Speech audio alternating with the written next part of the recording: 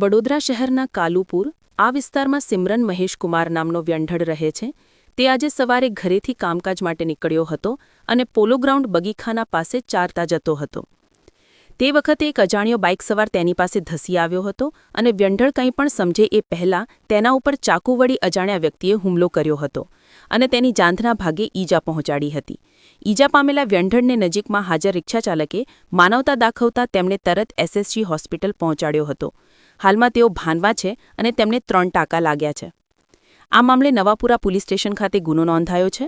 Police દ્વારા ઘટનાસ્થળ આસપાસના CCTV ફૂટેજની તપાસ શરૂ કરી દેવામાં આવી છે અને આગળની કાનૂની કાર્યવાહી હાથ ધરી છે. मेरा नाम सिमरन है, मैं कालूपुरा रहती हूँ।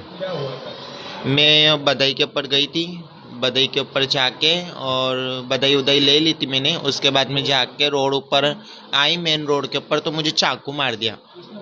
2 लड़के थे वो, बग्गी खाना है ना, बग्गी खाना की गली के पीछे। कुछ भी नहीं, मैं खुद हैरान हो गई, मैं क्या ऐसा क्या हो गया मेरे साथ। मैं खुद परेशान हूँ अभी कि मेरा ऐसा किसी के साथ झगड़ा तो हुआ नहीं था, पर ये ऐसा मुझे चाकू मार के गया, बोलो सुबह सुबह में।